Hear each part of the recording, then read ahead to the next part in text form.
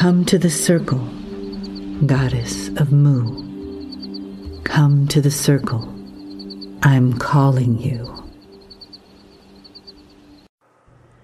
Bienvenue en Grèce. Inspirez et détendez-vous à l'expiration. Détendez-vous dans votre fauteuil. Laissez votre corps se relâcher et laissez votre conscience venir dans votre cœur. Et prenez des respirations douces à travers votre cœur.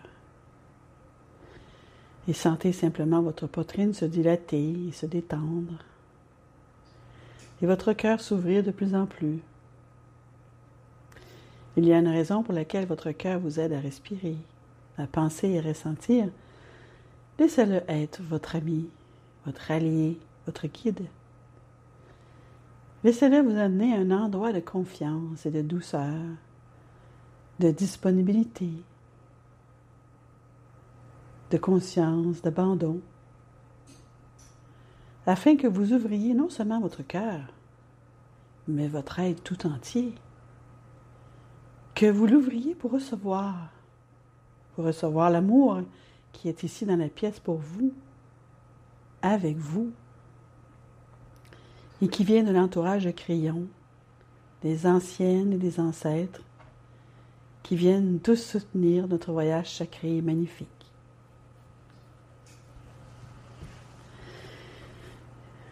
Salutations mes chers, je suis Crillon du service magnétique.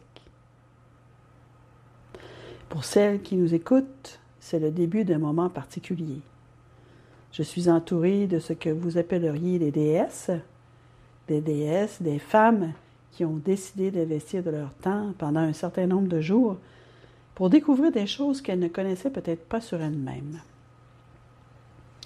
C'est un temps d'introspection et cela se passe en Grèce. Vous pouvez vous demander pourquoi ici, quel est le sens de cette démarche? Et il y aura des moments où le groupe ne visitera que des lieux historiques et pourtant, il y aura un caractère sacré que le groupe découvrira. Cette sacralité sera quelque chose qu'elles apporteront à la région et non l'inverse. Ce lieu est surtout connu pour être le siège de la pensée, des philosophies, des idées. Beaucoup de structures, de temples, peuvent sembler représenter des dieux qui n'existent pas, ou peut-être ont-ils été fabriqués pour la société, pour la civilisation. Pourtant, il y a tellement plus que de simples bâtiments. Ce que vous ne savez pas, c'est qui est peut-être ici, ou qui était ici. Certaines d'entre vous qui m'écoutez, y compris les dames en face de moi, peuvent s'identifier à cela ou non, mais je vais vous dire quelque chose que vous trouverez peut-être intéressant sur la raison pour laquelle il y avait tant de choses ici. Ce serait l'introspection, un endroit connu pour la réflexion, la philosophie, la poésie. Tant de pensées viennent d'ailleurs, mais tout est question d'introspection lorsque vous visitez un bâtiment, peut-être un monument à un dieu auquel vous ne pouvez même pas vous identifier. Je veux que vous vous rappeliez que c'est le siège de l'introspection. Ainsi, ce pays est préparé pour que vous pensiez au-delà de la 3 dimensions. C'est un lieu qui a accueilli pendant des siècles des personnes qui l'ont visité et qui se sont demandé « Mais qu'y a-t-il de plus? Quelle est la philosophie de Dieu? Qui suis-je? » Et maintenant, une révélation. Je vais aller lentement ici et je vais vous dire quelque chose qui, pour certaines, est une révision, mais ce que nous nommerions pertinent pour la région. Cela signifie que cela fait partie de la région. Ce que je vais vous dire ne portera peut-être pas les noms ou les lieux appropriés, puisque tous les noms et les lieux sont récents. Et ils changent au fil des milliers d'années, et en plus de cela, l'information peut être contradictoire avec ce qu'on vous a dit, même ésotériquement. Ce n'est peut-être pas ce que vous pensez ou ce que vous croyez, mais je vais quand même vous le communiquer.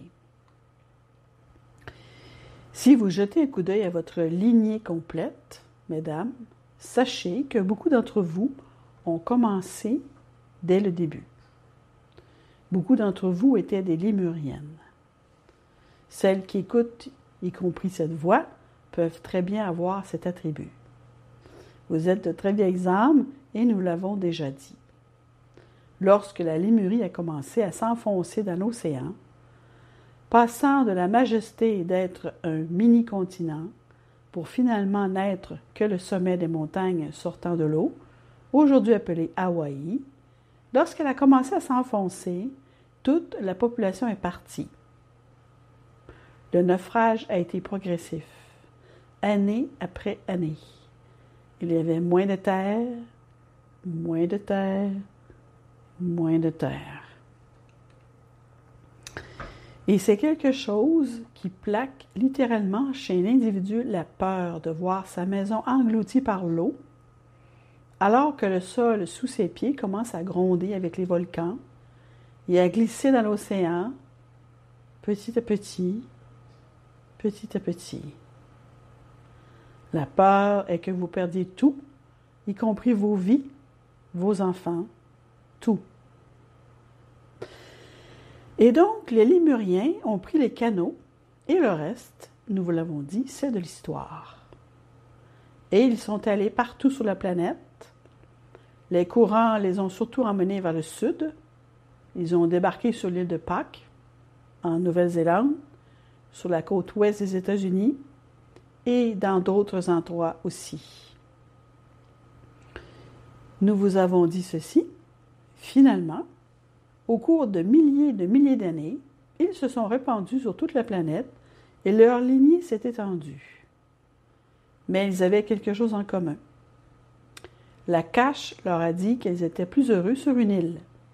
Et donc beaucoup de Lémuriennes et de fils et de filles de Lémuriens, à travers les âges, se sont retrouvés à vouloir vivre sur des îles. Et c'est là qu'on trouve le Lémurien et la pensée la plus élevée de la planète pendant de très nombreux siècles.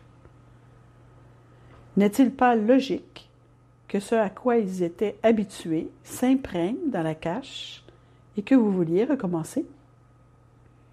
Une île est un endroit sûr, entouré d'eau, difficile d'accès pour les conquérants.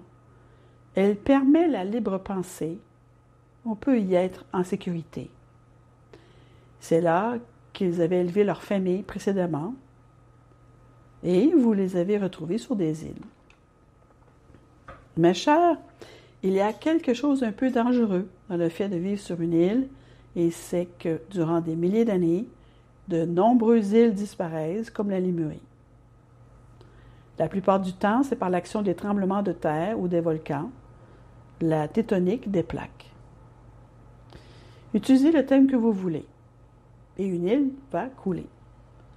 Encore et encore, vous avez eu d'autres expériences de naufrage d'îles. Au moins 3 d'entre elles se sont inscrites dans votre cache et vous vous en souvenez, mais vous ne vous en souvenez pas comme 3 expériences. Votre cache n'est pas linéaire. Il ne compte pas les années, les jours ou les îles. Et l'expérience unique d'une île qui coule, vous l'avez appelée Atlantide. Maintenant, si nous faisions un sondage auprès de celles qui écoutent ceci, ou qui sont dans cette pièce parmi les déesses présentes, et que nous disions combien d'entre vous croient avoir été en Atlantide? Vous seriez étonné du nombre de mains que vous verriez. Le syndrome de l'île qui coule concerne les vieilles âmes plus que toute autre chose. Et vous direz, j'étais en Atlantide, je le sais, je m'en souviens. Je vais vous dire ce dont vous vous souvenez.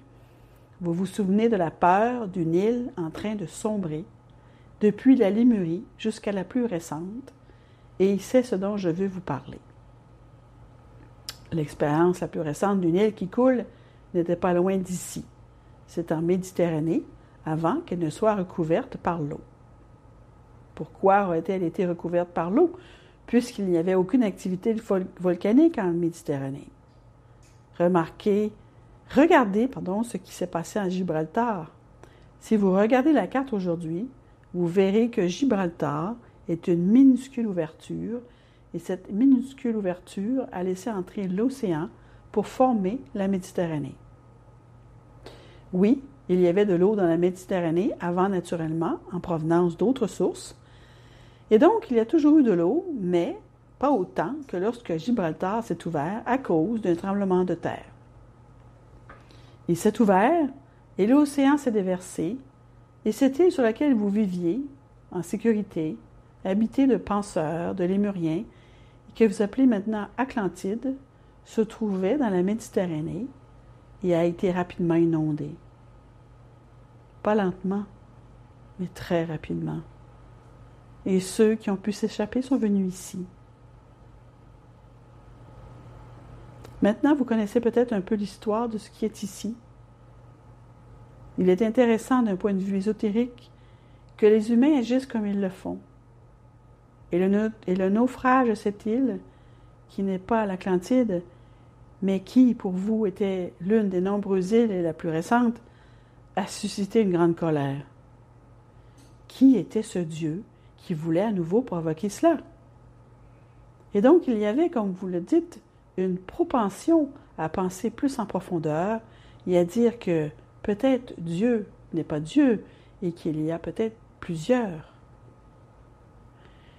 Je vais en rester là, mais maintenant vous connaissez une histoire ésotérique que je ne vous avais jamais donnée auparavant. Et c'est une histoire que je souhaitais vous transmettre aujourd'hui. Êtes-vous une Atlante? Êtes-vous une Lémurienne? Ou est-ce la même chose? Combien de fois avez-vous enduré le naufrage d'une île avant de décider « Plus d'île pour moi! » Mon partenaire était là, ma partenaire aussi. Ce n'était pas une Atlante. Une Atlante, c'était un pêcheur, dit Carole, et je vous l'ai déjà dit. C'est tout pour aujourd'hui. Que l'aventure commence. C'est ainsi.